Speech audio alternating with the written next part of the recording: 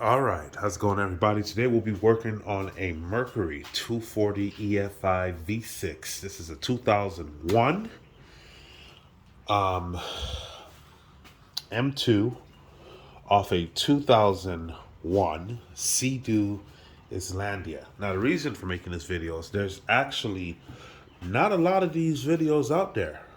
In fact, a guy by the name of WOFO, I believe that's how he has it on there, is the only person that does anything kind of to what we were trying to do. So, in this video, we're going to slowly start to do a teardown on this video. Now, a little background. I purchased this boat about a couple weeks ago, and the engine actually ran fine, but I did have low compression on 2 or 3 of the cylinders. Cylinders 5 and 6 were at 0. So something had happened. I was able to get a hold of the original owner. And what he told me was he only had the boat for 3 weeks. This was his first boat. Took it out on the water. Somehow the rope got through the grate on the bottom of the impeller. And it got caught up and ended up blowing 2 of the pistons. Or some sort. Long story short, I ended up pulling the engine out of the boat yesterday, and my book had arrived. This is the service manual, which these are actually very hard to find. You know, typically I buy everything off of Amazon. This was not one of the items that I could purchase off of there. I had to actually get this off of eBay. And you have to use your serial number, because this, even though this is a 240, you'll see the books that just show 240. It has to be a 210 to 240 because of the model year, which started in 2001. And so you do have a couple serial numbers that you can pull to figure out your model year. The first one is going to be facing directly in front of the engine, right up here, on the middle. You can see right here. It has a serial number, so this is a 2001 240 M2. It tells you the weight. It's about 341 pounds. And serial number OE387209. And it shows you where this starts, and so you have to match it up. So this one happens to be the one that I need. There's also one way in the back of the engine, which is probably a little bit harder to get to or see, but it has the same sort of information on there. And I believe there's one more spot on the other side, but we'll get to that later. So we pulled the engine out. This is the first time I'm going to be working on a jet drive engine, so I bought a couple things. Got a whole bunch of markers. I went to Harbor Freight and I bought one of these sets of tape because I'm going to label everything. So when I put it back together, it'll be a lot simpler. I did rebuild a 3.0 little 4-cylinder. And it didn't have this many wires. Like this side have wires all over the place. They go to so many different things. So for me, it's just easier if I label it all, so I know exactly what it goes to and what it is when I disconnect it. Because all of this on this engine will have to come apart. So we have the tape that we're going to label. We got some pens from Walmart. Some different type of labels. I didn't know if I wanted to do a number system or I just wanted to name certain parts. You could do this however you want. But like I said, there's not a lot of videos on these 240 out drives at all. So I figured I'd make a video so that if you are working on this, at least you'll know how to. So here we go. We have the book. The book was about 40, 50 bucks or so. So first thing first is when you're actually removing this, if you don't have the book, there's a total of 11 screws that will have to come off before you can get to that point. So it's literally held on by the 11 screws. This side here would be the back. This is where the expansion chamber part, I believe it's called, is sitting here. But you'd remove two here, two here. Now these two screws right here will be the hardest two to get to, simply because of where it's at. For me, it's extremely difficult to get to those two because you have a lot of things in your way before you can just get to it. Also, another thing to know, if you're attempting, because I used the 15, if you're attempting to use one of these combination wrenches, these are actually excellent for most of them. I was able to use this to do all of them, and again, you can pick these up at Harbor Freight, Walmart. You pick them up anywhere. Now it will work on all of them except those two screws that I pointed out right here. These two it will not work on because it will it will hit the corner on both sides because this is too thick. So what I had to do is I ran to AutoZone and got one of these. Same thing, 15 mil. You can see it's a lot slimmer, and this makes the biggest difference because if you try to use anything else, you will eventually strip it. They do make another one that's like that. The cheaper versions, the reason you couldn't use something like this is because they have too much play in them, and so it doesn't work. But these are super tight, and it held on the screw extremely well, and so that's what I had to use. So you can see this fits, has some play. All right, this one here fits perfectly as well, but it's way too thick. This one fit, and it was able to do everything that I was trying to get done. I'll mess that book up. So let's keep that in mind when you start this. Now obviously this one was a different size, but I was using this just as an example to show you. But there we go. So you know how to take those off. It'll be those 11 screws.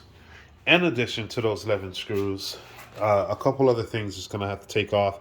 This was optional. I removed the negative battery, the negative ground side off the battery, and I left it on the starter. So as you can see, it's right there. It's still on the starter. I didn't take that part off. The other thing that was optional, or which I did, which was backwards, is right here where the screw is loose, is where I had my positive. Now I took the positive off and I left that back on the battery. And this just made it easier to pull everything out, so I didn't have to end up cutting all of these zip ties. Now yours might slightly be different when it comes to the zip ties. I'm pretty sure not all of them was the same.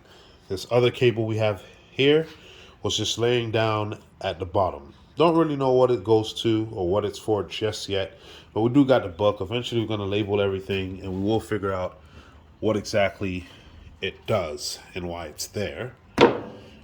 So here's your first two screws. Will be right here in the back. So 1 and 2 will have to come off. Then about halfway on the right side, if you're looking at it directly here, right? So on your right, directly down, these are the ones that I was talking about that are extremely hard to get to. And we might even be able to use the tool again just to show you. Once this is here, this doesn't really fit well in that corner because the screw is on there, and so there's no way to really take that off. But the little one was able to fit in there nicely, and I was able to get it off that way. Anyways, we're going to continue. So we have the 1, 2, 3, 4, 5, 6 directly in the front, 7, it's right there, and then it copies or mirrors this other side as well for the rest of those screws. What else we had to take off? Up here, we did pull a plug. Again, I'm not a mechanic. I just enjoy doing this stuff on my own. So this is why I do it. And also, like I said, there wasn't really many videos on this kind of stuff. We did pull a hose here as well, and another one right down here. That came off. So we got a video of us taking it off. So just so we know what it went to. But so those two had to come off. 1, 2. The positive, you disconnect your ground. I left that attached. On this side, on the other side, we removed a fuel filter gas line from here. We remove a line from this front side here. And lastly, your throttle cable on the left side, which is right here next to this big boy. I got this loose, but underneath here you had your throttle cable, and it gets attached right here to this little, where am I? Right here to this little clip. There'll be 2 screws. You'll loosen that up, and then the wire actually sits up in here inside of this plate right here. This has a little thing you can stick a flathead screwdriver in there and pull out, and the wire will be set free, and that's how you'll disconnect that. But to get to this portion here first, you first got to remove 3 screws that holds this here together, which looks like this. There'll be these 3 screws here. Make sure you keep it all together. Has 2 washers and one of those little spacer thingies, but it has 3 of those there. You're gonna have to take all 3 off to loosen this up. I didn't disconnect anything. I just did it enough so I can get, I'm sorry, moving the camera, to get right back there. So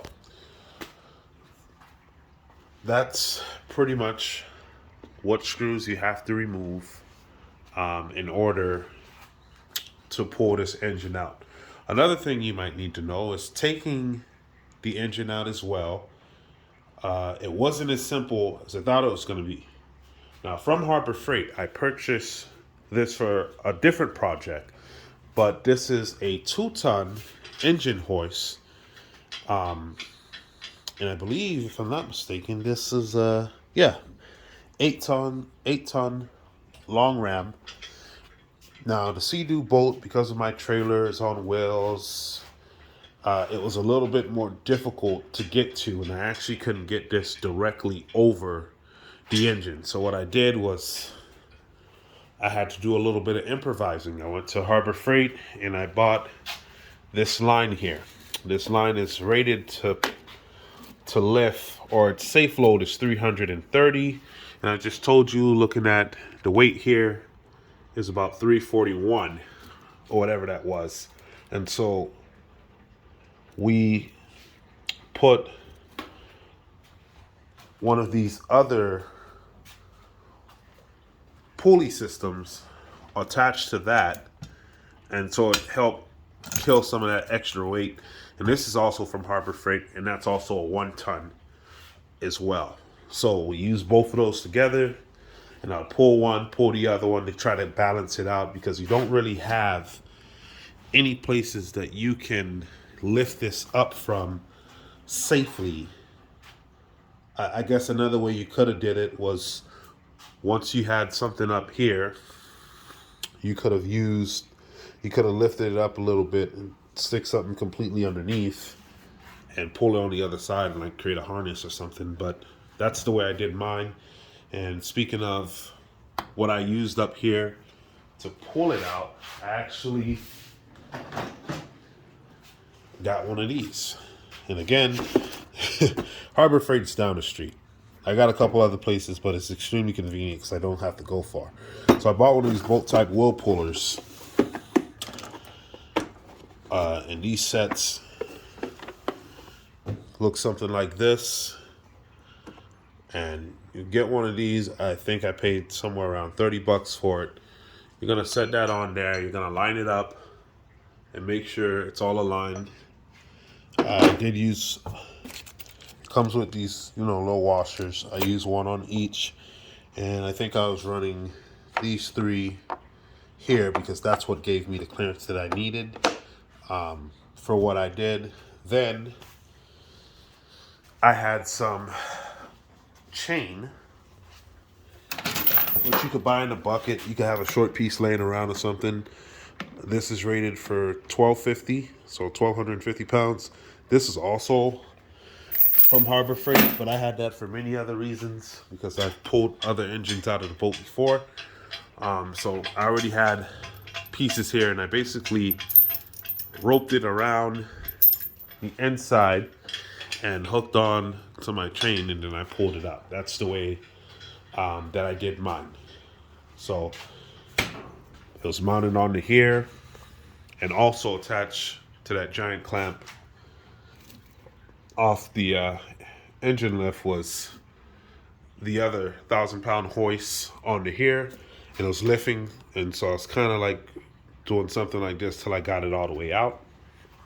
So yeah, that's how you remove a Mercury 240 EFI V6 engine out of a boat using, the tools that I use. And what we're going to do now is label everything, because we have the book sitting in front of us. We're going to label the entire engine, all of the parts, the cylinders that are low, and we're going to basically prepare it to do a rebuild. So the next video that I have, all of these parts will be labeled, especially the wires, because most of them are plug and play, and it's kind of hard to screw up where they go or what they connect to. But I like them labeled, so when I stick it back in the boat and a certain part fails, I don't always have to go back and pull the book and try to remember what this part was. I'm not trying to remember this entire engine. I don't think that's necessary. I just need them labeled the first time correctly, so anytime I want to go back, like, oh, okay, it's this plug here, this goes to that, and I'll know exactly what I'm looking at. Only other thing I would suggest before I end this video is when you get to the point where you're trying, all your 11 screws are removed off the bottom, and you start to take off this giant fitting here that goes to both sides of the exhaust and expansion chamber or whatever.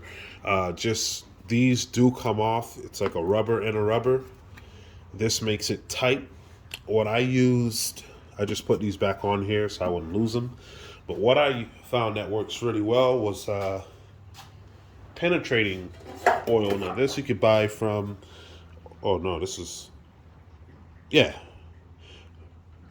PB Blaster.